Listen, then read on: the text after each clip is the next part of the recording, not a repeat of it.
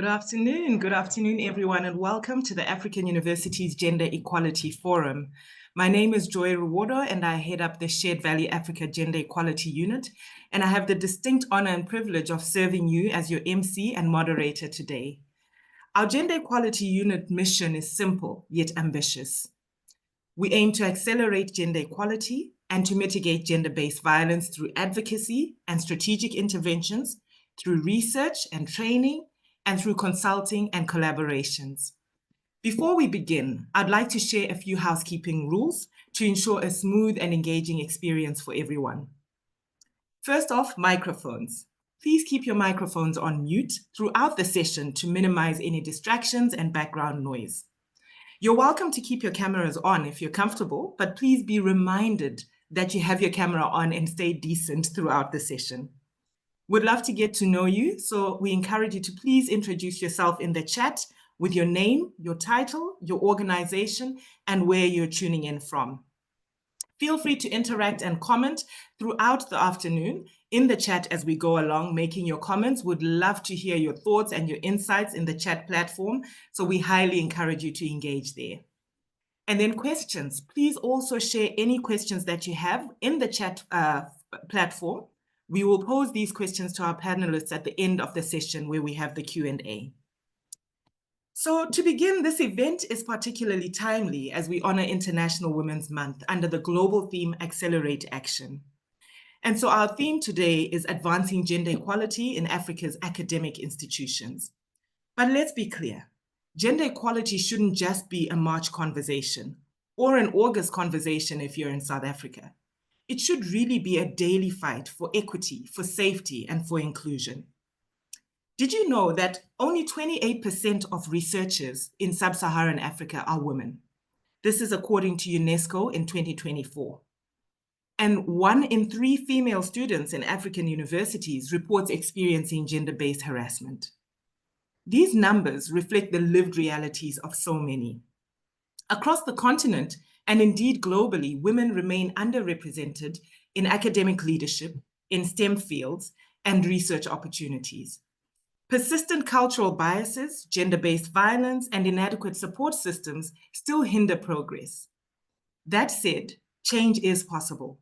And it starts with conversations like this, where change makers like you and I come together to share ideas, to exchange insights, and to discover practical tools to create inclusive environments for students and staff alike. So over the next few hours, we're going to hear from leading experts. We'll share our own experiences and chart a course toward a more gender-equal academic landscape in Africa. Safer campuses will build stronger societies. So let's dive in. And we want to begin by hearing from you. So on your screen, you'll see the first poll question, which we'd love for you to engage with.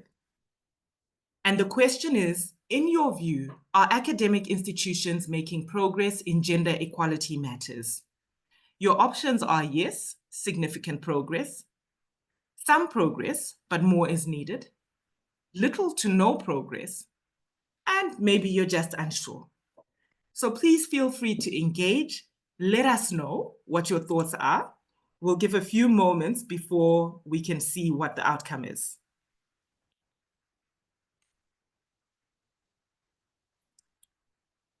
I'll give you a few more moments to engage with that. And here we are. The overwhelming response is that some progress, but more is needed. So there's 7% of the audience who feels that there is significant progress, but by and large, most of us on the platform feel that more progress is required, which is just as well because the theme, as I said earlier on, is accelerate action. So I think this is very consistent with why we're here today, to accelerate action. Thank you so much for engaging with that.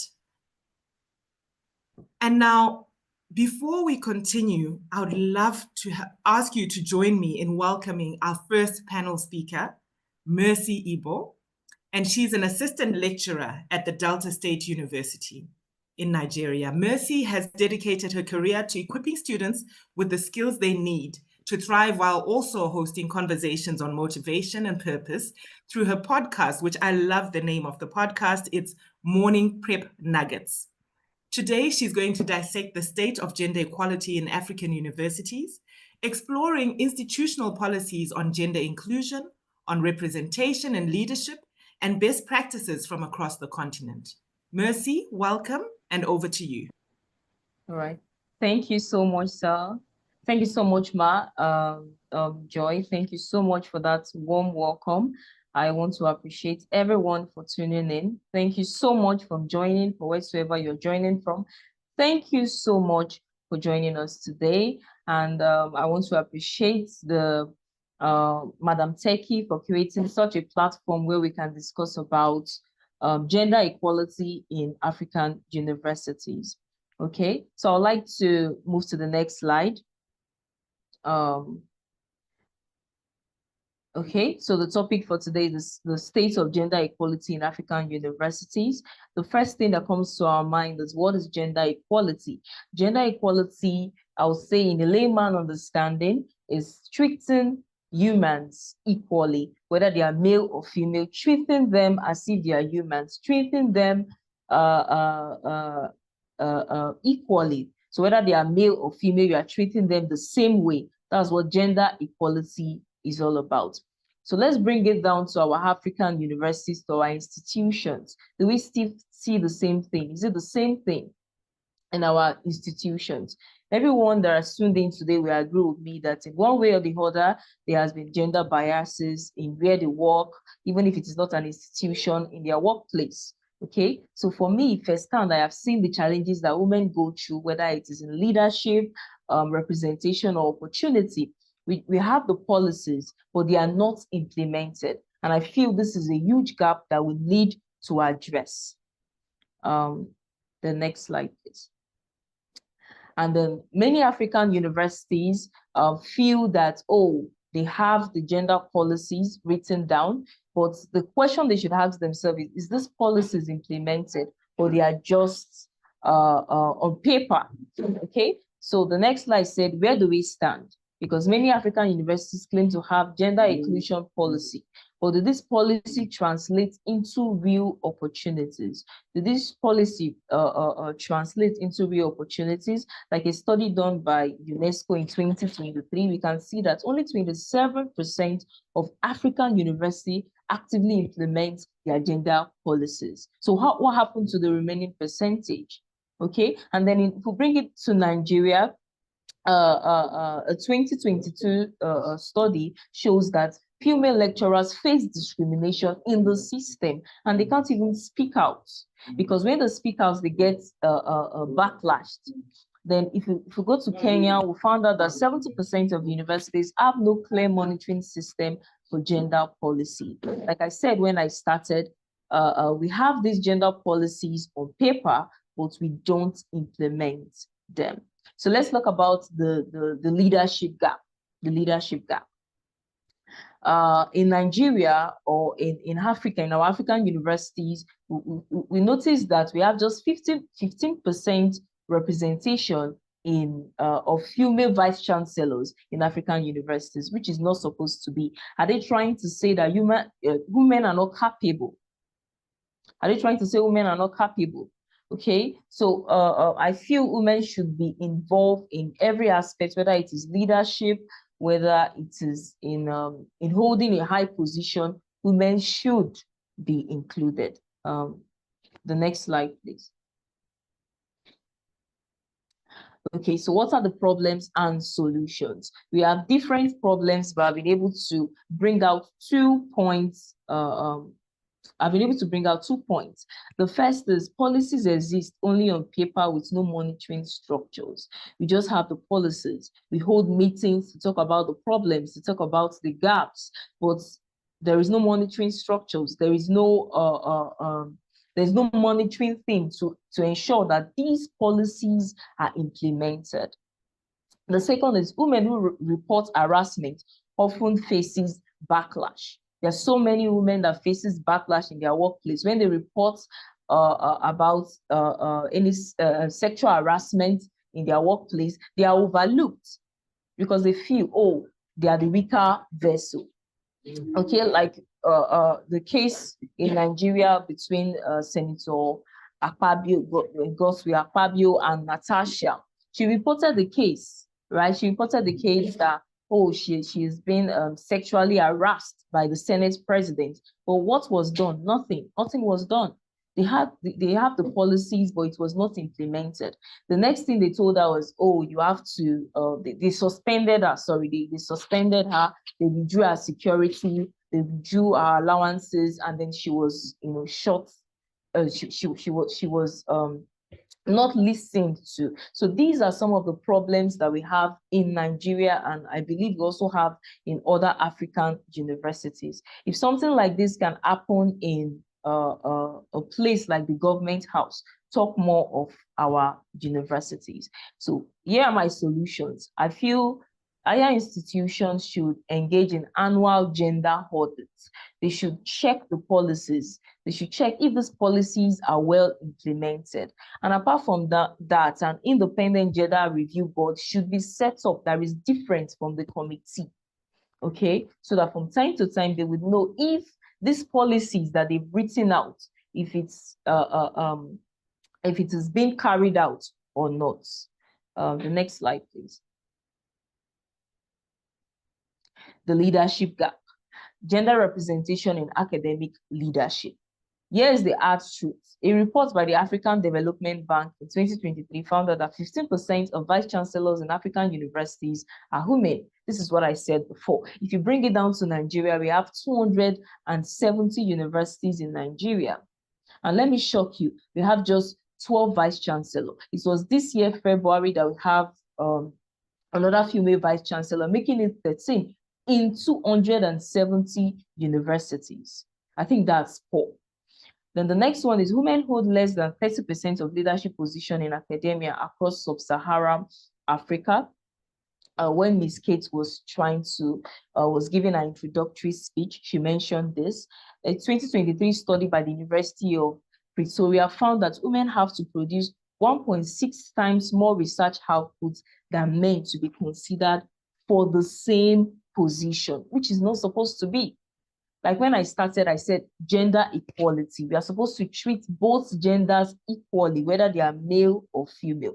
So the same requirements that a man, that you are giving to the man to get to this position should be the same requirements that you give to the lady to get to that same position. The next slide, please. All right, so I'll talk about 3 case studies on best practices. The first one is the University of Ghana's Women in Science Initiative. They were able to provide scholarship and mentorship for female students and lecturers in STEM. And then this is the result. Female students enrollment increased by 35% in 5 years. I feel this is a great development, but more needs to be done. Okay, let's look at the next country, please. Uganda. Okay, in Makerere's universities, gender mainstreaming program, they integrated gender studies into every faculty. They created anti-harassment task force that investigates all reports. And 60%, the result was 60% decrease in gender-related complaints over 3 years. I believe if every other institution, are you with me? We are, just bear with us, Mercy. We just need to put the participant on mute. Thank you, admin. Please proceed.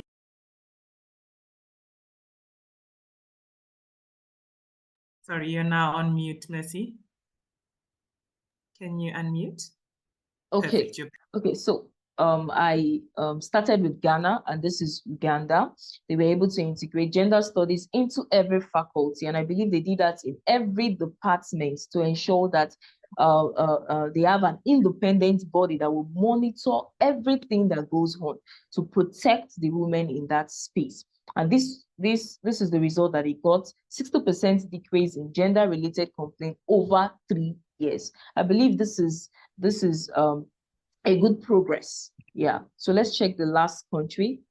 And okay, so African research universities, they provided funding for leadership and training for female faculty, and the result was more women leading research. We got more women leading research, and yeah. So let's look at some solutions. Yeah. Okay. For me, I feel the way forward is to enhance existing policies. We have these policies, but they are not implemented.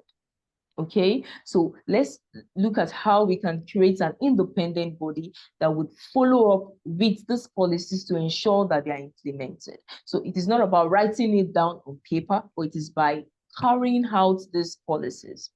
The next one is let's increase women's representation in leadership.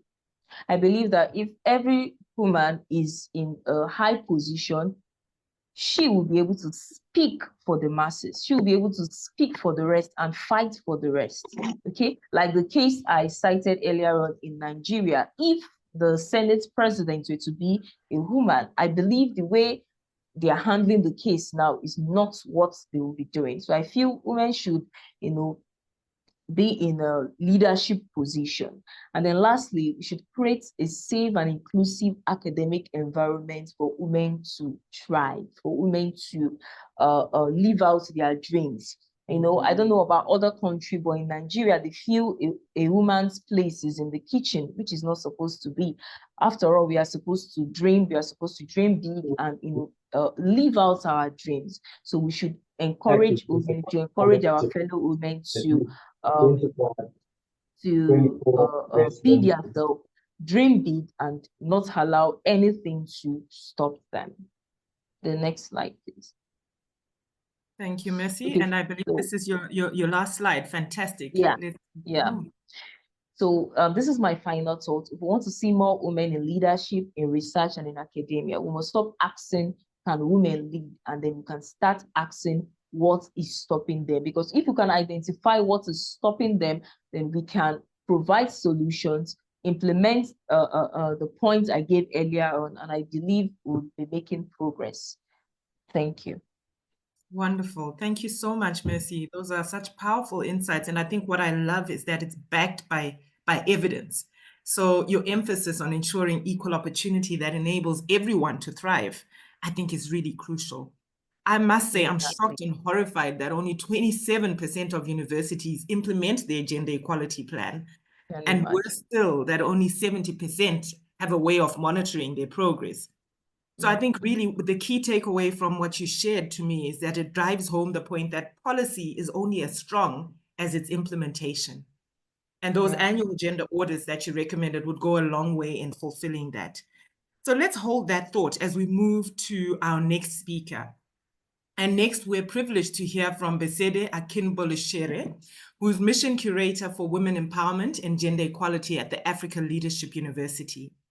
With 18 years in the nonprofit sector and expertise spanning gender analysis, climate change mitigation, and community development, Besede brings a wealth of knowledge to today's conversation.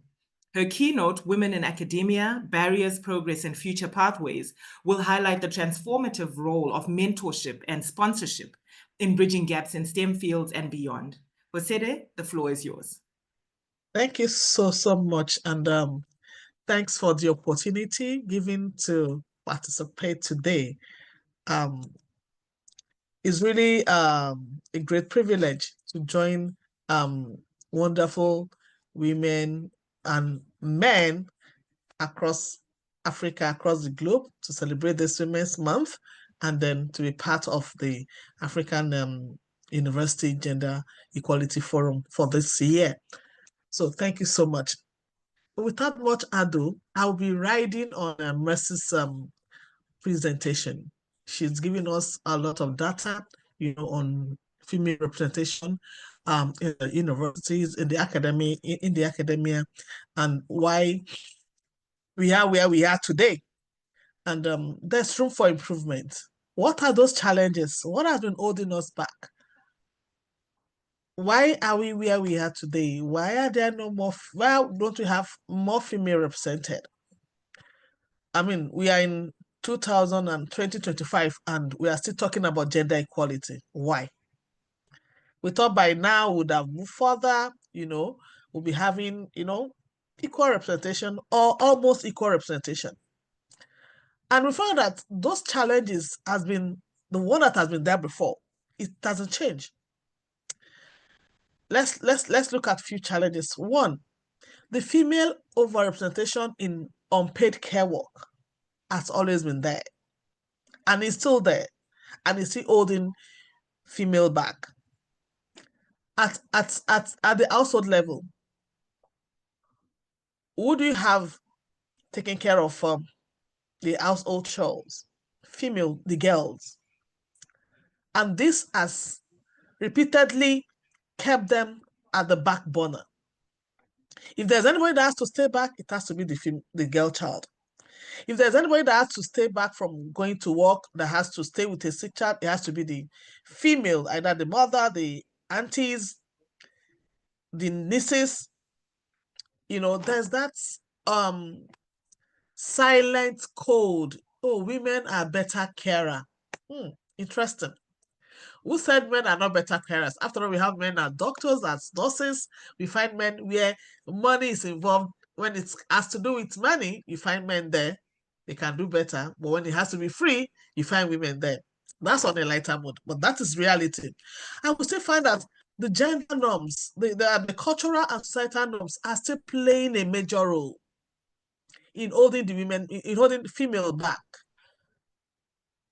We prioritize the domestic. I just talk about the unpaid care work. We prioritize it, make it look as if it's only women that can do it. Thereby, it's a God given gifts. And this has played a major role, has been a major challenge. One of the major challenges holding women back. What about balancing the family and academic responsibility for women? When it's time for school run, how many when you look at the percentages of the women that have to leave the office to run to go get the children, you find more women doing school runs than men. These are some of the things that affect female representation. When it comes to promotion, they give 1,001 reason why the men should get it over the women, knowing fully well that most of the reasons that has been holding women back are because they are doing invariably some of the men's work. They are not giving equal opportunity. Gender-based violence, discrimination. She mentioned the current case going on in the Nigerian Senate. Everybody is the blame game now. People are finding fault with the senator, the female senator. She has a bad reputation. She has children for many men. She has this and that. People are looking fault with her, finding fault with her own because she's a female. Nobody is talking about the president, the Senate president, because he's a man. And the same thing happened in the academia. We are not left behind in the academia. A lot of harassment is going on. Your male boss wants you to dance to his tune. And if as a female, you're not dancing to the tune, there may be a clause. It may affect your promotion, it may affect things. Even student, lecturer, student faculty harassment is unending. We've seen it going on and on in our university. It's not both in government university, in private university, it has not ended. It's still going on. And these are some of the challenges that has over the years hold back women, in pursuing their career, in pushing on, in breaking the glass ceiling. Early marriage, we can never overemphasize it. In some part of Africa, is the order of the day. Girls are not even allowed to be girls. I mean, before they become a woman, they are already married. How do a girl with kids, how do you want her to cope with academic work? These are some of the reasons. What about limited access to STEM field? It's now that, things are changing a little. We are not there yet, but at least things are changing. We are having women involved in STEM, but we still have a lot still have to be done. STEM has been seen as a male-dominated area. Oh, it's for the men, it's not for the females. Those are some of the challenges. Okay, what about the role of mentorship? Sponsorship. Mentorship in the sense that who are we looking up to? Who is mentoring the female in the academia? Who is mentoring the girl child? Who are her role models that are giving her the push? You can do it. Who are the ones, what is available to, what are the resources available for a married girl to continue, for a married lady to continue her academics, to juggle between motherhood, career? What is available? Who is mentoring her? What have been made available for her? Is there any scholarship? After all, if she can't even get mentorship, can she get scholarship? Is she having access? What assets are available to finances, to further her education? These are issues we need to look at, we need to consider. And those are things, some of the things that are limiting when you talk of women in academia. Some of the things that are holding us back.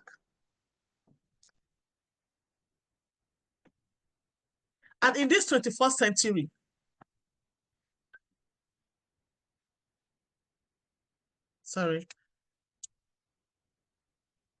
in this 21st century, it's high time, we join hands and give everybody, both especially the female gender, opportunities.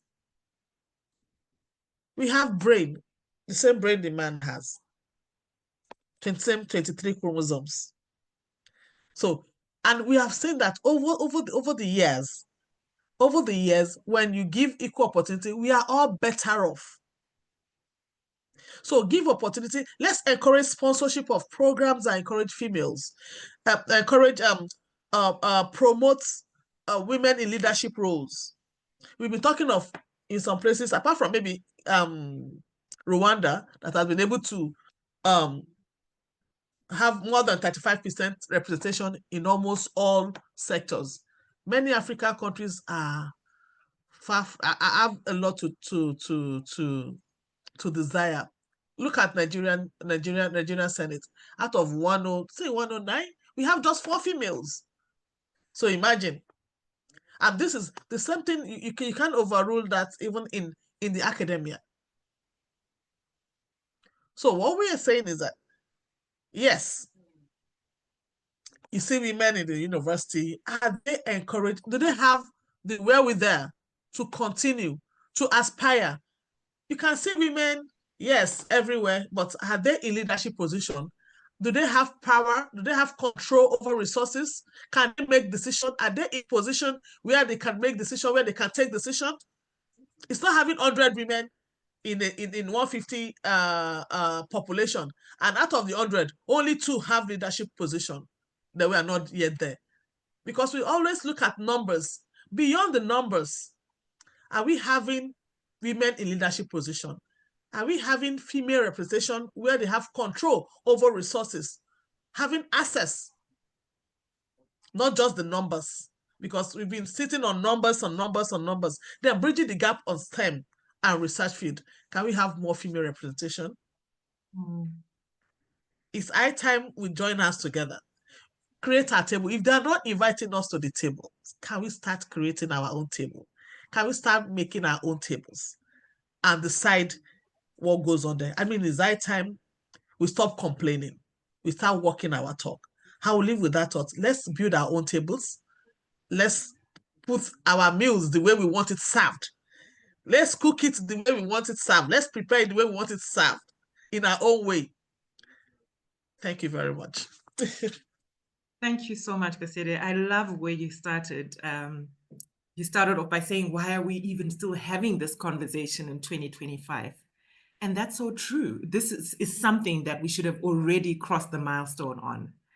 But to your point, bridging the gap will really indeed start with dismantling systemic biases. The issue of gendered roles just simply has to die. I loved your emphasis on the issue of mentorship as a tool for empowerment.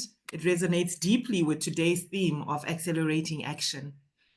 So let's reflect on this as we launch our next poll. I invite you participants to please look at your screen for our next poll. And the question that we have is, what do you think is the biggest barrier to gender equality in academic institutions? And you pick one. The options are lack of institutional policies and enforcement. The next is gender-based violence and harassment. And then it's underrepresentation of women in leadership. And lastly, societal norms and cultural barriers. So which do you see as the biggest barrier to gender equality in the academic institutions? Please take time to submit your vote, and I'll give a few moments. While we wait for you to complete the poll, I'd like to just encourage you all, please, to remember to keep your microphones on mute so that we can avoid the disturbances which have come up. I'm actually, as we sit, thinking of a penalty that we can enforce on the next person whose microphone starts to disturb the speakers. So we will wait to see the outcome of the poll. And there we go. And it's as I think many of us suspected, majority believe that societal norms and cultural barriers remain our biggest impediment. And with the colorful tapestry of Africa, it's inevitable. Our religions, our cultures, our races, all of that contributes to these societal norms and cultural barriers that inform how we behave and how we fall into these gendered roles that are just part of our history. The next one, pretty close, lack of institutional policies and enforcement, which is also, I think, a valuable point, that it really is contributing to gender equality and inequality in academic institutions. So thank you so much. There was the conversation about underrepresentation of women that came up next. But what we're going to do now is that we're going to move into our next section. The next segment is actually our panel discussion, and that's going to be on breaking barriers, personal journeys toward equality in academia.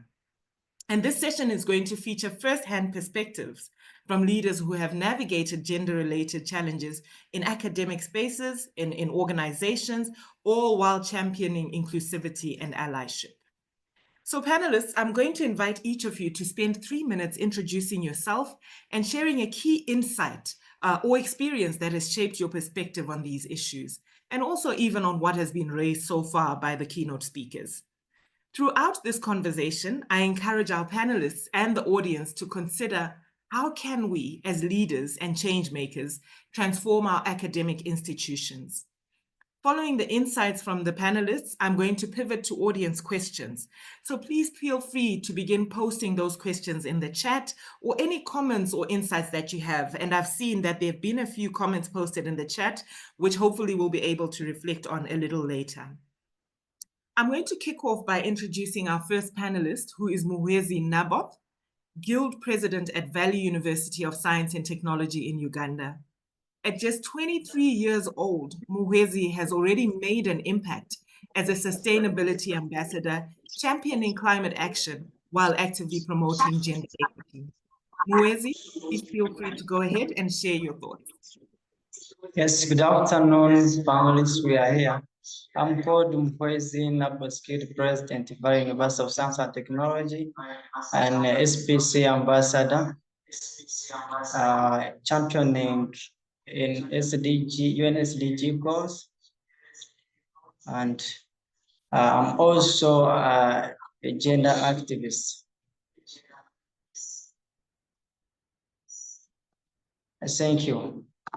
Thank you so much, Muhwezi. Would you like to share any thoughts around your experiences on this issue of gender equality, driving gender inclusive practices on campuses, or what your role has been in trying to be a male ally? Okay, thank you. About gender presentation and academic leadership, analyzing institutional policies on gender inclusion. This is an issue raised by Joy. Yeah, for instance, Valley University gender policy, which was approved on 8th March 2021, ensures that all gender must be represented on all committees of staff and student representatives, in the student leadership. This helps to raise voices for all genders in this, to the students and to the staff. This policy also influence the student constitution to make sure. Sorry, if we can just try and mute the participant who is interfering. And I did say that I'll think of a punishment to dole out. I'm still thinking. Sorry about that. Continue. Yeah. Then challenge faced by women, which is also another issue that I've seen that they have been talking about above. Balancing family and academic responsibilities. This is mostly a problem that is faced by women. For example, they are needed to do some works at home and they give men chances to go for football, for leisure, but women are not allowed. So this challenges them in academic institutions, in performing well in academic and other issues at the institution. So this problem of balancing family and academic responsibilities, it is a big problem because women have very many responsibilities than men, and this is a challenge of gender inequality. Self-doubt and imposter syndrome. Women as the gender, they don't believe in themselves. They are not confident at all. So very many times they think they cannot make it because they don't see like women in ICT, they are very few. So this, without getting these mentors, they think they can't make it. So in their heart, they feel they can't do anything with technology. So that gender syndrome also is a challenge to women in higher education. Also have sexual harassment and violence. Women are the most harassed gender in the academic institutions because for them, first of all, they are weak in nature. I'm sorry to say this, but women, for them, even they believe they are weak. So men target these women, and even when they are in class, they don't concentrate much than men. So they are harassed much than the men. Then there is limited role models. There are very few role models of women, for example, in science subjects, that is physics and chemistry. In engineering, there are very few role models. So this is a great challenge in promoting gender equality, and it's also a problem facing women in higher education. Thank you so much for those perspectives, some interesting perspectives, and I'm curious to see if our next panelist might have some thoughts or reflections on what you had to share. So next up, we have Wendy Motata, who's social media officer at Wits University, and she's an experienced journalist whose research explores how AI-driven solutions can support gender-based violence intervention efforts. Wendy, I invite you to please come on and unmute and share your perspectives. Any thoughts you may have, even on what Naboth had to share. I did have a raised eyebrow here and there as he was speaking, so I'd love to hear from you. All right, good afternoon. Just getting my things in order. All right. I'm not going to say much about really what I do and all that in terms of my profession and all that. But I think what is very important on my end is just to say that I am deeply committed in advancing conversations and research on GBV, and my study is about exploring the usefulness of artificial intelligence app for GBV intervention in private sectors. Basically, it examines how AI-driven solutions can support GBV interventions in corporate environments. And thank you so much for being part of this conversation. So I think just to kick off what my views are is that I think alone, as women, we cannot win this battle. I think that's where my view is at, that we need everyone to jump on this ship. We need everyone to be part of this conversation, and not only to be part of the conversation, but to also actively act on it. Just like what our theme is saying about accelerating, we want everyone to accelerate in this matter. So for centuries, we all know that academia has been a platform or a space for knowledge. It has been a space for discovery. It has been a space for progress. And that's the nature of the business. That's the nature of academic institutions, that, it's about discovery. This is when we're talking about research and all that. But yet, despite its pursuit of excellence, it has not always been a space of equal opportunity. Women still face structural barriers.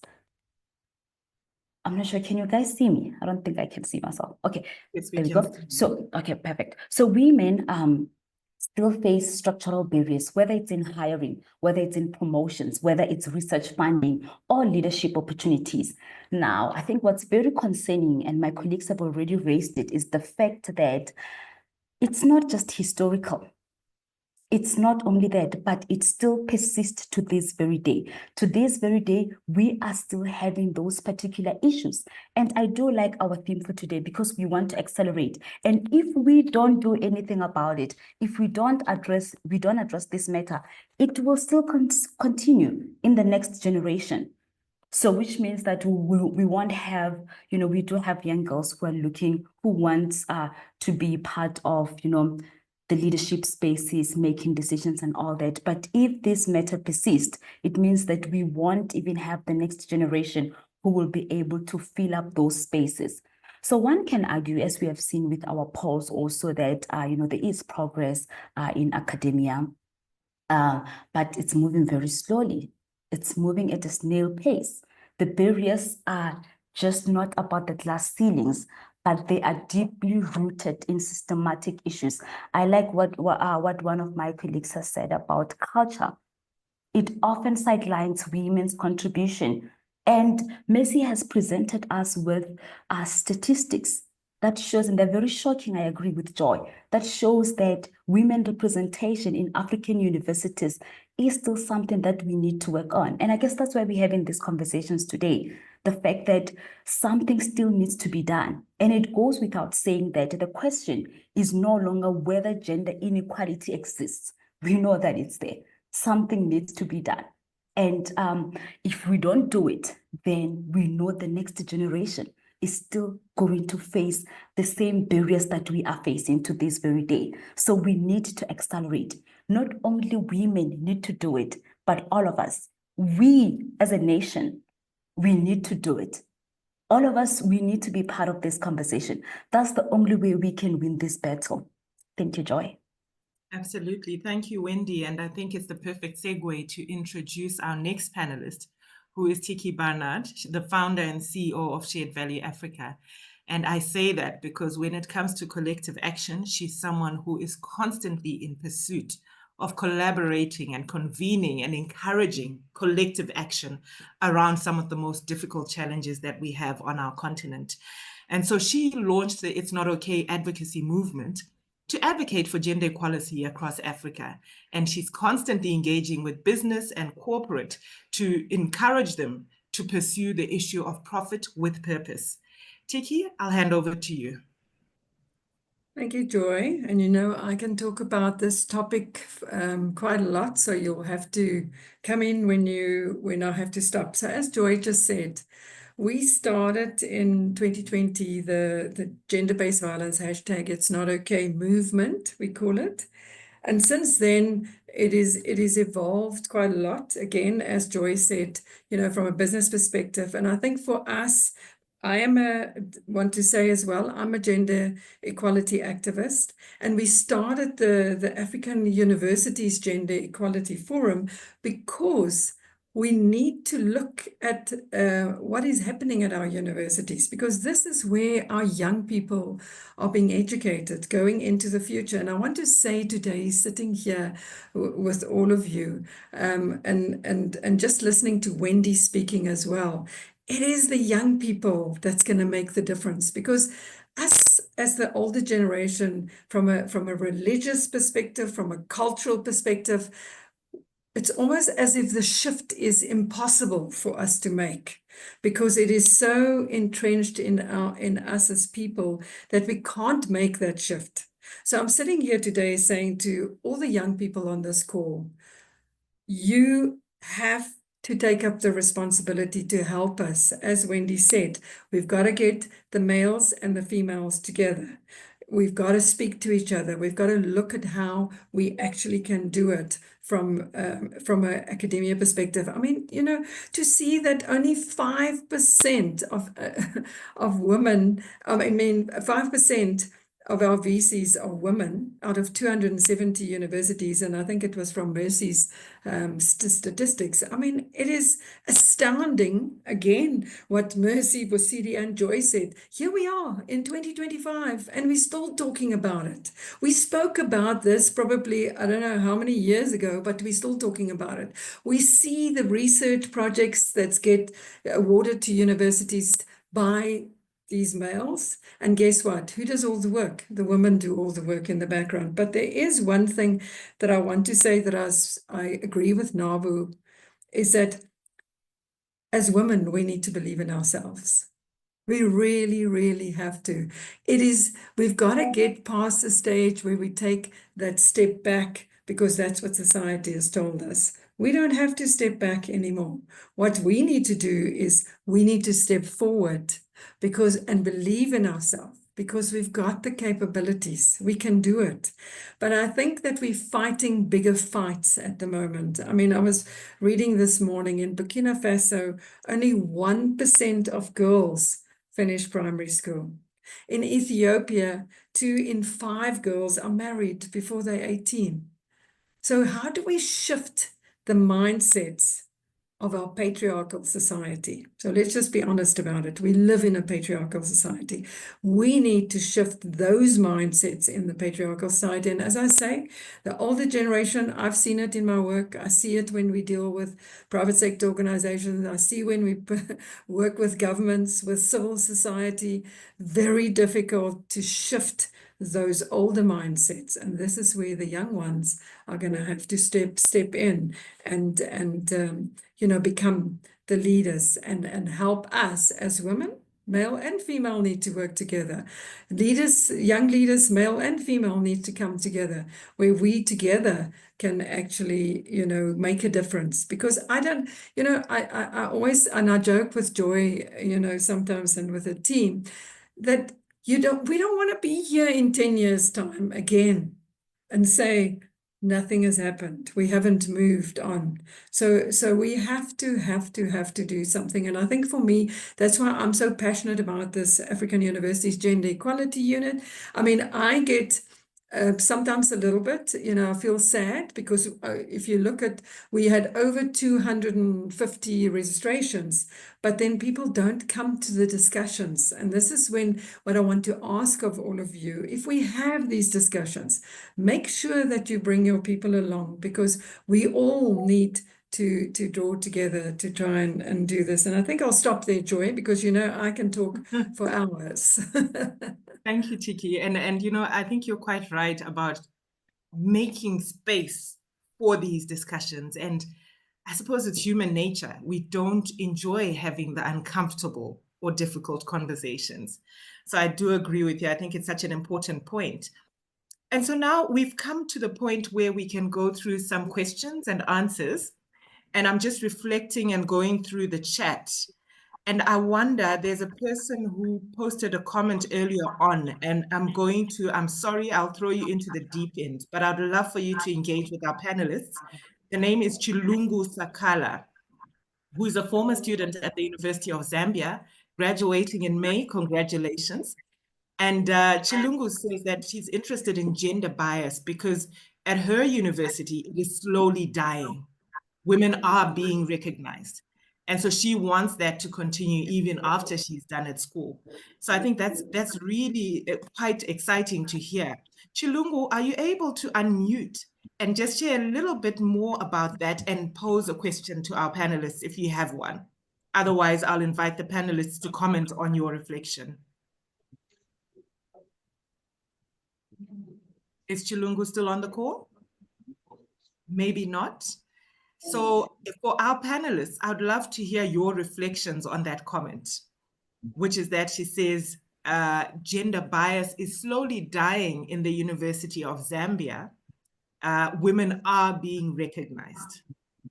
Any thoughts on what they might be doing right? What lessons could we take from this comment? Joy, if that is the case, okay, I'm just saying, if that is the case, it would really be great to do a case study. Are you with me? To try and unpack as to what they've done from their university perspective, because I think we see it, you know, at so many universities still. So I also want universities to talk up if they have really great case studies of things that they've done. Don't you agree, Wendy? It would be great to have that to talk about. Definitely, I definitely do agree that it will be great to see what is being done, what is it that they have done differently, so that this study can be out there.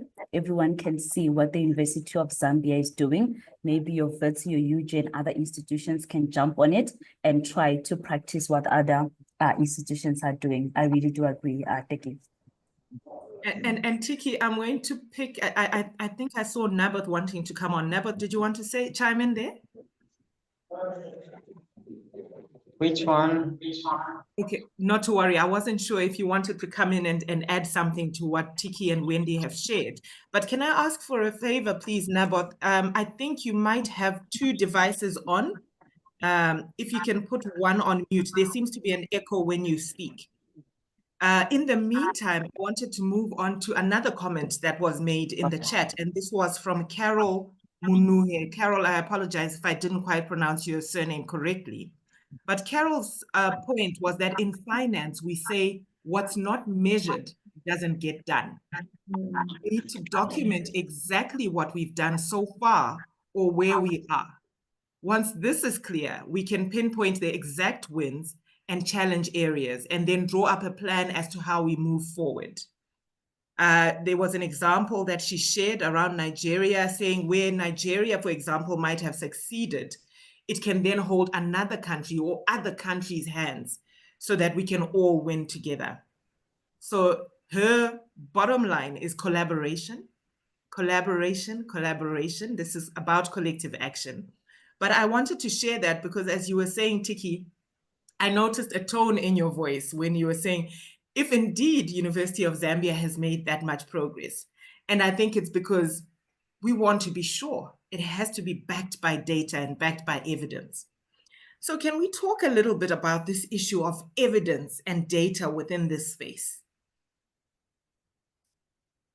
I think Wendy, I don't know if you or Nabu wanted to go, because I just normally, you know, I talk so much, I just jump in straight away. I think that's sometimes the problem. And I think, I can't remember if it was Mercy or Bosidi that said something about that. We've got all of these stats, we've got all of these figures, you know, about 1 in 3 women that experience gender-based violence in their lifetime, you know.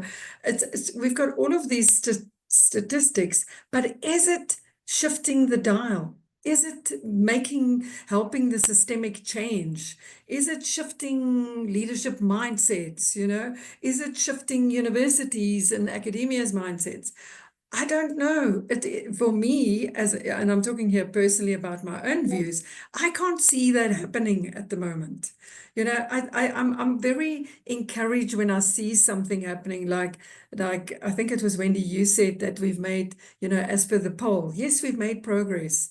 But the thing is that there are so many of our women and children still struggling. And another one that we're not even mentioning here is the LGBTQIA plus community, which for me is another, you know what I mean, group that we never actually talk about or bring in. We try to from our gender equality, university gender equality talks, but it's something that we have to admit, and we've got to take that stigma away. That's the problem as well. We don't want to say, I've been raped, because if I say I've been raped, then what is the community going to think about it? And what is my friends going to think about it? And I see Wendy nodding, but that's what it is. So we rather keep quiet. Or even my mother tells me to keep quiet, because how can you say that about a man that is so important, like this guy in Nigeria now, from the Senate. How can anybody accuse him of something like that?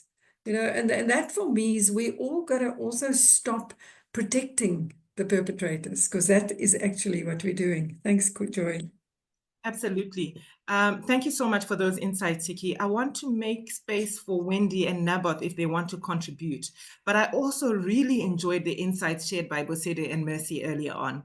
So Mercy and Bosede, if you are able to unmute, turn on your camera so that you can join this question and answer session, please feel free to do so. Naboth, Wendy, any thoughts or insights? Do you have anything to add to what Tiki just shared?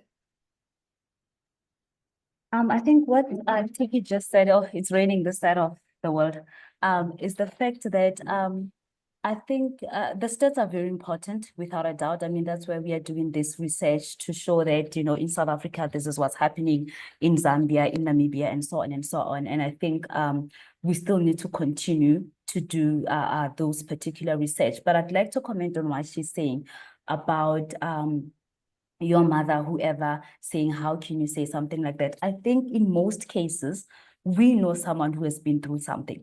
In most cases, it's not something that we don't know of. We know a friend who has been through a lot, but they cannot talk about it because, I mean, who are you to even say that? Who are you to even put your father on that spotlight like that? You cannot talk about those things. We keep them hidden. It's the silence, the stigma that Tiki is talking about, and it still persists to this very day. It still persists. So what I like also about my study, which I'm going to take even further with my supervisor, Prof. Connie Davis, is that we're looking into AI.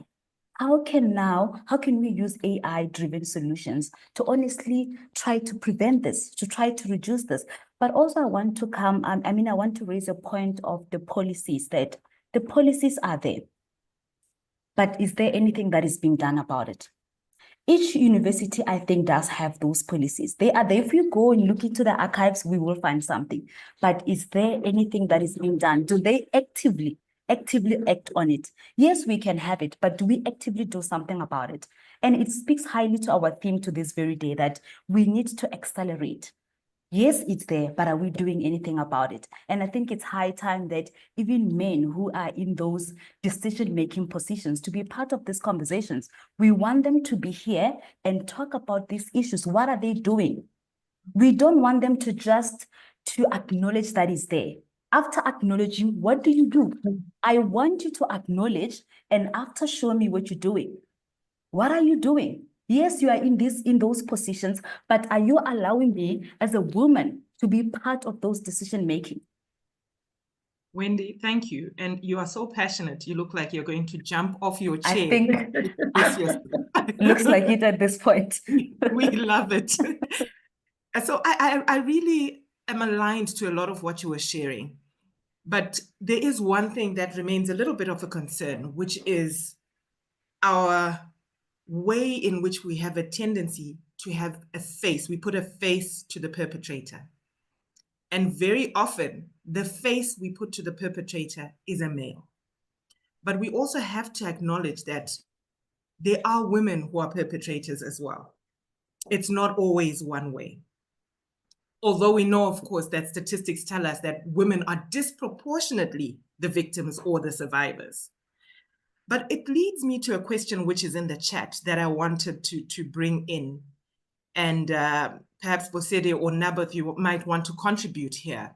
And the question is from Maho Hodi, who says, how do we bring the boy child into these conversations for the purpose of empowering them to have a different mindset and perspective on gender equality?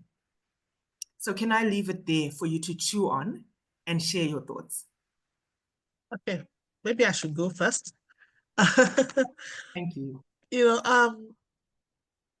I was talking about male ally, so thank God the question came in, bringing men to the table. From experience, we can't do it alone. And I think that's what some school of thought feminism is beginning to realize. It's not we against them or them against us. It's about collaboration, which you have been mentioning, you have been hammering on. Yes, we are the female, and yes, on the the scale is tilting to favoring some more than the other. But what we are saying is that it takes two to tangle, and both of us has to tangle together to get to our destination. The family is very, very important. Most of this issue boils down to the family. Everyone comes from a home, single-headed home, both parents' home, whichever we want to call it. There is a home somewhere that we all come from, we all emanate from. And if we can start getting it right there, it's not just the girl cooking, the boys too cooks. It's not just the girl sweeping, the boys too sweep. You are making a man, a boy who is going to be a man, a father tomorrow, who knows that he has to cook, who knows that there's nothing wrong in sweeping the homes, who knows that there's nothing wrong in changing the diaper, because he was brought up that way. Then we'll start changing the narrative gradually. But if we as mothers, as parents, are not changing the narrative, we still have a long way to go. But if we can start getting it right from home, at the home front, I'll tell you, the battle is half won. Because it's all about us individually. I so believe in the power of one. If I change, there's a tendency that with time, Wendy too will change because she's my friend. Before you know it, Joy too will join the train because we believe I'm doing the right thing. We are increasing. We are not expecting overnight success. But let's start somewhere. Let's start getting it right and then moving that way, one day at a time, one step at a time. Fantastic. So I so believe in home, in the family unit. Let's go back to the basics. Let's start talking. Let's start having conversation in our churches, in our mosque, and in the workplace about homes. Let's families start having conversation. Let parents start having conversation with their children. Let's start getting it right. Equal opportunity, let it start from the home front. Then it becomes easier. We spend less energy when we get out there, outside the home, to get to our destination. Thank you. Thank you. So it's interesting because I feel like there's a little bit of a paradox in what you're saying, because you're right, it's one step at a time. But that one step at a time is why we're still having this conversation in 2025. And so we actually want to run. I feel like Naboth needs to come into the conversation, and someone named Karabo Manganye has something to ask you, Naboth. And you mentioned when you were speaking earlier on, something along the lines of women being perceived as weak. And that was at the point at which I was saying I had a raised eyebrow. But it's a reality that women are perceived as weak, which makes them a target of harassment in these institutions. So the participant would like you to talk a little bit more about that. But if I can ask you to share briefly, because I also saw that, I think it must be Prof. Cornet, you had a hand up. Would love to hear from you right after Naboth speaks. So Naboth, over to you. Yes, thank you, Joy. Foma was talking about this thing of thinking that gender equality is all about the females, because very many now are asking about why am I here? And in females, this fight, it is to fight for all, for men and females. And even we must always include the males, because most they harm males. All females harm males.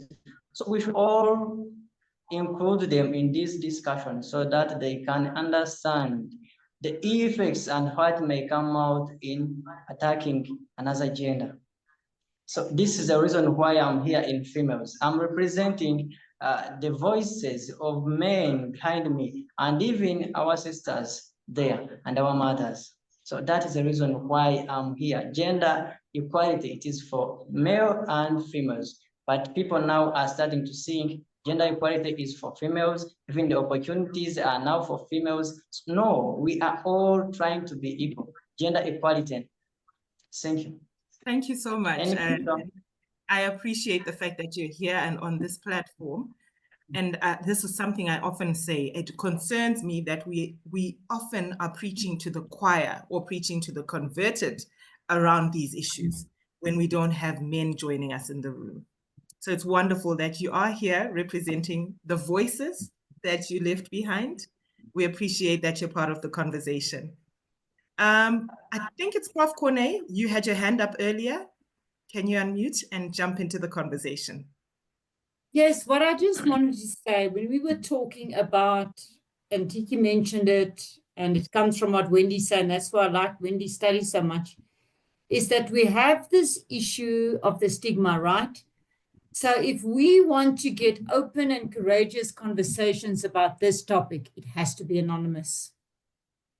You're not going to get, so unless we can create secure anonymous platforms, you're not going to get the communication because of that stigma and because of the victimization and all of that. And that is why I like Wendy's study about the AI, because that kind of system can enable anonymity.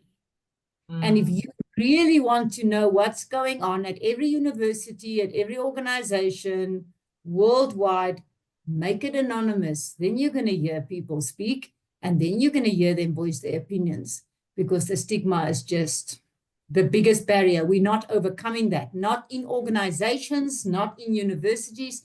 If you look at the reports about students reporting GBV, for example, or discrimination, the numbers are small. Look as if there isn't a problem. Look at the global reports and look at other systems reports. Then you see the numbers of students who are actually victims that's recorded in different systems. So for us to progress, we need to make AI or anonymous platforms available if we want to get a real picture and if we want real voices to come out. For me, and I've been saying this for more than 10 years, the only way, anonymity. I love that you say you've been saying it for 10 years, because we're here to accelerate action. So we'll check in next year to see how much progress has been made. Thank you, Prof. Corne. There's another question that has been popped into the chat, and it's Annabelle Dennison, and I think it's an important conversation for us to have. And Annabelle's question is that, or comment is that, she'd love to hear the panel's thoughts on how we can bridge the gap between women's educational representation and subsequently their access to meaningful employment opportunities in a gender-biased world. So I'd love to hear. So we're saying, okay, so there's increased representation in tertiary institutions. And I'll give an example. We, as the Shared Value Africa team, are currently working on the Women in Mining strategy for the Minerals Council in South Africa. And what we're seeing is that there are a lot more women who are actually taking on the engineering degrees and all of the courses that would enable them to be in the mining sector. But the numbers of those students is not translating to the number of women who then end up in the sector. So can we tackle this, because I think Annabelle is onto something here. What are we doing about ensuring that this gender-biased world then has mechanisms in place to bring women on board into the workplace? Joy, can I go? I think what with Annabelle's question, we have to unpack it a little bit. And I think working on women in mining, we've seen all of that. We've seen these women doing these different jobs. So why aren't they getting those positions? Or why aren't they getting a place at the table to make the decisions with everybody else? So for me, I think within human resources, and when people are looking for resources that they want to appoint, it brings us back to what Wendy was saying, policies. What does our policy say as universities and as private sector organizations?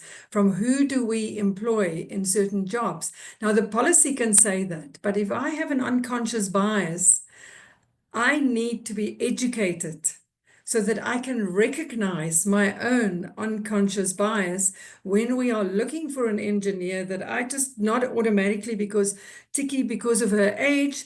Oh, no, an engineer's job is for a man. There is no way a woman can do it. So you get two CVs on your desk, you look at them both and you go for the man, because that's the unconscious bias that we also, from a business perspective and from an academic perspective, I think from a global perspective, that unconscious bias that we don't think we have. People will say to you, I don't have unconscious bias. But then when you unpack it a little bit, you know what I mean? You can quickly point out to a person. And I think education, that's what we have to do. We've got to learn about our own unconscious bias.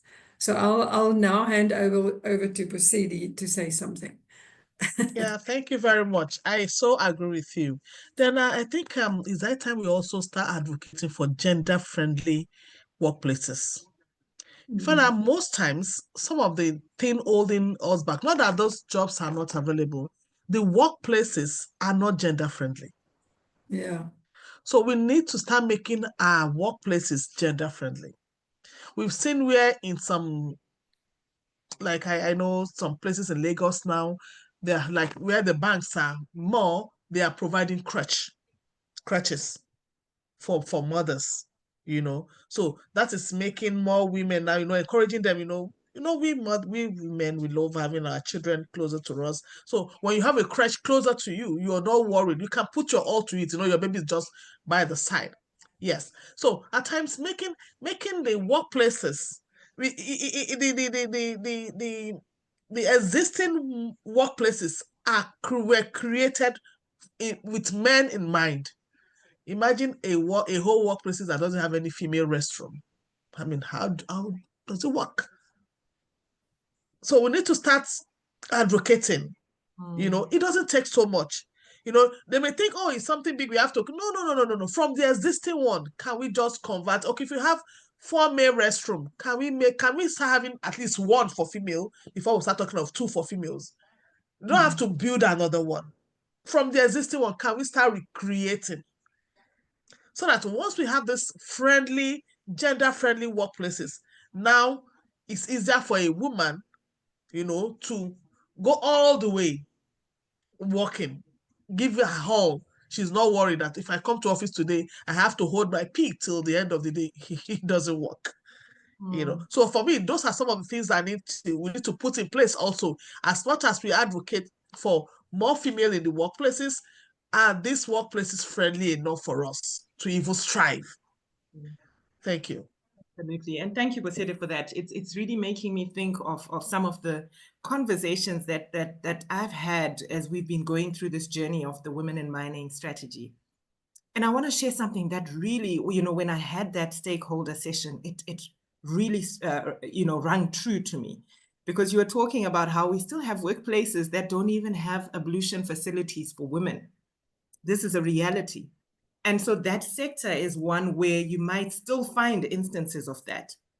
But there's some things that we don't even think of or consider. And so I wanted to share this because it was eye-opening for me. And it's the issue of PPE, personal protective equipment. And the fact that when it was designed, it was obviously designed for a male-dominated mining sector. And so it's these one-piece overalls. And yet what was experienced was that there was a tremendous increase, or a number of cases of gender-based violence that was extremely high in that sector, particularly for those who are underground, who are women. Number one, because they didn't have their own bathroom facilities, so they're sharing bathroom facilities with males. But for the women on the call, think about when you wear a jumpsuit or a one-piece. If you're going to the bathroom, what does it mean about you needing to use the toilet? It means you literally have to take everything off from top to bottom. And so, of course, you're going to be a victim, very likely be a victim. And so you're quite right. It's some of those things that we need to really be shifting and thinking about. How do we make the workplace more suitable for all genders? And I say all genders because Naboth had his point earlier on, and someone came in to second Naboth, saying that he's 100% correct, because even with gender-based violence, women are mostly recognized, and forgetting that men are also abused by women, and that is not recognized. And I'd like to add on to that point, which it's Ntebo Weng shared that yes, men are also abused by women, but let's not forget that men are also abused by men, because we also have a tremendous spike in LGBTIQ plus communities being abused, men being abused by other men, and women being abused by other women. So we do need to look at this through all the various lenses, because a victim is a victim and a survivor is a survivor. We need to acknowledge all. I'm going to go back, and our time, this conversation is so intriguing to me. I feel like we could continue talking for the rest of the afternoon. But Mahowodi had shared a couple of questions earlier on, and I just touched on one of her questions. And there's another question that was posed here, which is, how do we as women move past the pull her down syndrome and the excessive oppressive managerial style? And so I think as we do this, we need to be considering the various forms of violence and harassment, considering the fact that there's also bullying to consider and harassment to consider. So she's questioning, how do we as women move past the pull her down syndrome, where we are not, I think Boseda, you spoke about the issue of mentorship earlier on. How many women are mentoring other women? So we tend to pull down, I think is her point. And we tend to then have an oppressive managerial style. I might find that a man might be more likely to understand me if I'm saying I've got period pains and I need to go home than another woman might be. Let's hear your thoughts on that. Can I say something?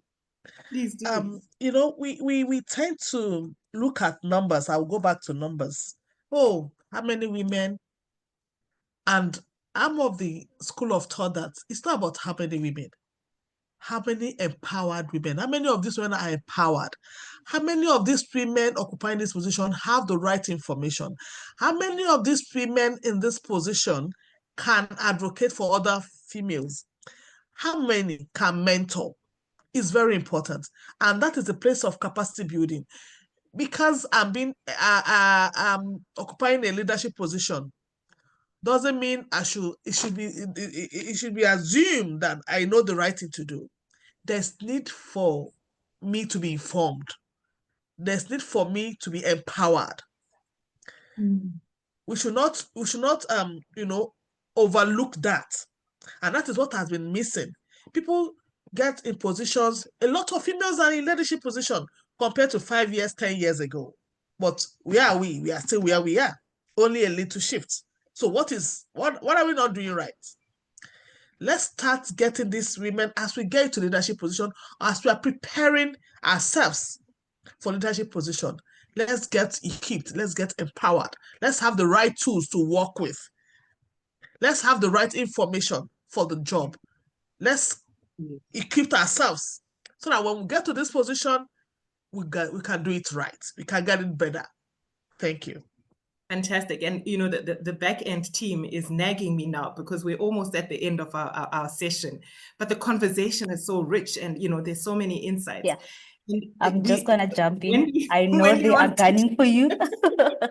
But what I'm gonna say is just in very short is that we as women don't be, now it's more of a personal thing. It's not about like it's you as an individual. Don't be that leader of a woman who wants to win alone. Don't ever find yourself in a position where it's you alone. I think it starts with us. It starts with you, Joy, as an individual, that don't ever find yourself in a space where you want to be the only winner. In your little department where you work, don't ever find yourself in that position, because that is the problem. Immediately when you want to see yourself as the only winner, then other women around us will never win. So grab someone with you. That should just be the mandate. Don't ever win alone. Grab someone along with you. I grab the next person, you grab the next person. We are all winning. I think that's the way to go. Thank you. Absolutely. And you know, Wendy, it's in the way we speak as well, right? How many times do you hear a woman who's doing better perhaps than their spouse in a home. And people say she wears the pants. And so when we get into those positions, we wear the pants.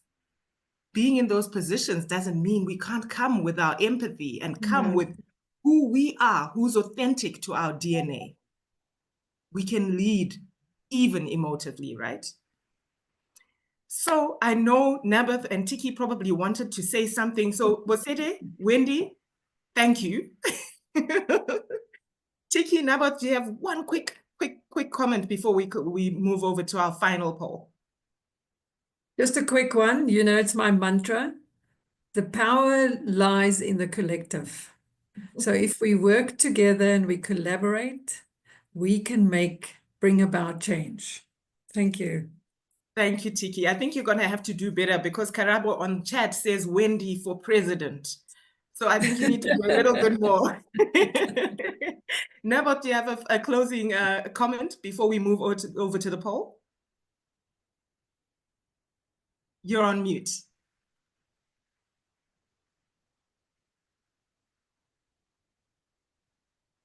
There you go. Yeah, on this issue, I can talk something.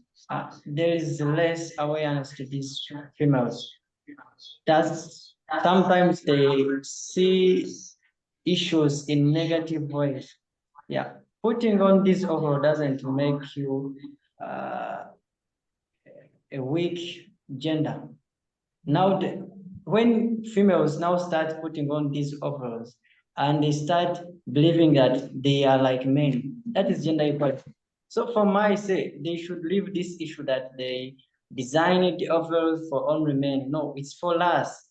They should not see this is for men. It is for us. It's how they see things in negative way. Just. Fantastic. Thank you so much. It's been a wonderful, wonderful conversation with our panelists. We could go on forever because it's been so insightful. I want to really say thank you to everybody who's engaged on the chat. The questions have been incredible and have really gotten us to have the right conversations, I think, so that we can start pushing that needle. I'd like to defer to our back-end team. Can we have our final poll before we close up? And it should go on your screens now. And the question is, what action do you believe would have the most impact in advancing gender equality in universities? The first option is stronger enforcement of gender equality policies, or it's more mentorship and leadership programs for women, or it's increased student-led initiatives and activism. Lastly, greater involvement of men as gender equality allies. So which of those do you believe would have the most impact in advancing gender equality in universities? I'll give you a moment to send in your responses. And I think this one is going to be an interesting one. I think we might find that it's more evenly matched in terms of responses. And just as we thought, the overwhelming majority is speaking to that issue, which came up earlier on. Bosede spoke about it, and I think Mercy even touched on it earlier, the issue of mentorship and leadership programs for women. It's vitally important, and I really, even as we close up today, encourage you to not carry that imposter syndrome that makes you think I can't mentor the next person because I'm not good enough. You are. You've done enough. So make sure you're mentoring the next person. The next one is 23% increased student-led initiatives and activism. I think that's fantastic, and it speaks to the issue of awareness that Nabath was talking about earlier on. Stronger enforcement of gender equality policies, that came up in Mercy's talk, and greater involvement of men as gender equality allies. And I think all of these points are really important and great takeaways for our session. We are now at time. It's been absolutely incredible to be part of this event and to be able to moderate and take us through this conversation. I'd like to say a huge thank you to the phenomenal speakers and a huge thank you to you, our participants, to all of the change makers on this platform. Let's leave today not just inspired, but activated, because the whole point of this is to accelerate action. Thank you so, so much. Thank you. Goodbye. Goodbye.